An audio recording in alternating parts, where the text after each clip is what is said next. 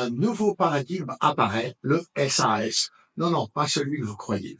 Vous vous dites, ça y est, on l'a perdu, il est resté en 1999 à la création de Salesforce.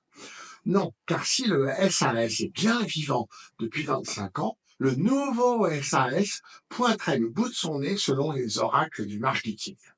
Nous serions en train de passer du software as a service au service as a software. Que c'est beau, le monde du marketing. Allez, je vous explique. Le principe du software as a service a combiné depuis plus de 2 décennies l'évolution technologique du cloud computing et la migration du modèle d'achat de licence logicielle vers celui d'abonnement. Les deux éléments sont indépendants, mais en réalité, ces deux évolutions ont été concomitantes. Au lieu d'acheter un logiciel, vous souscrivez à un abonnement qui comprend le droit d'accès au logiciel, l'infrastructure technique et les services associés. Un forfait, en quelque sorte, mais payé chaque mois. À court terme, le coût en est bien plus intéressant et plus flexible. À long terme, un peu moins. Cependant, dans un marché en évolution perpétuelle, tout le monde est gagnant. Mais voilà, l'intelligence artificielle, je ne sais pas trop ce qu'elle vient faire là, et 20 ans de SAS ont épuisé les ressorts marketing et commerciaux. Il fallait réinventer.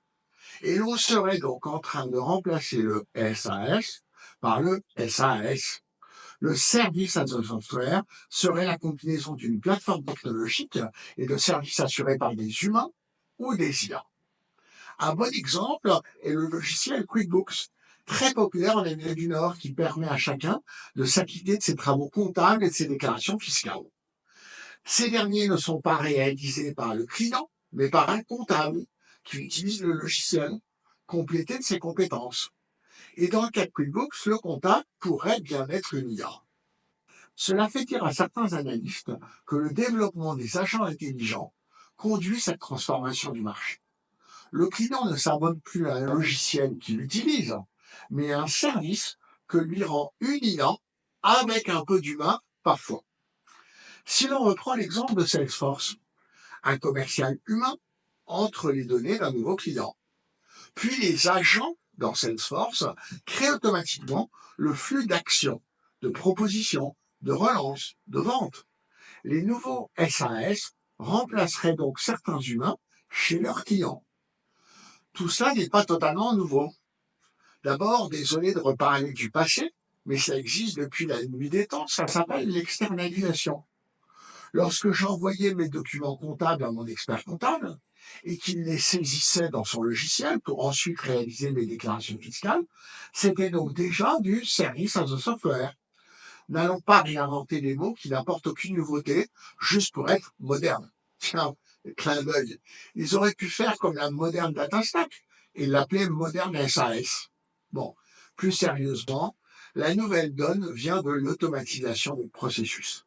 Là encore, rien de nouveau, à part si cette automatisation est réalisée par des agents intelligents qui prendraient eux-mêmes, en fonction des circonstances, les bonnes décisions. Attention, pas un système expert qui se contente d'exécuter ce que l'expert a programmé. Ça, on le fait depuis les années 70. Mais un véritable agent intelligent qui prendrait seul des décisions en fonction d'un entraînement à partir de données historiques. Selon l'organisme Foundation Capital, cela représenterait un marché de presque 5 000 milliards de dollars. Tout dépend bien sûr de ce que l'on met dedans. En tout cas, des dizaines d'entreprises sont déjà identifiées comme fournisseurs de services as a software. Si vous êtes un prestataire qui réalise des travaux pour le compte de ses clients de manière externalisée, ne dites plus que vous faites de la outsourcing, mais du service as a software. Votre valorisation explosera peut-être. Et puis dites-moi ce que vous pensez de tout ça en commentaire.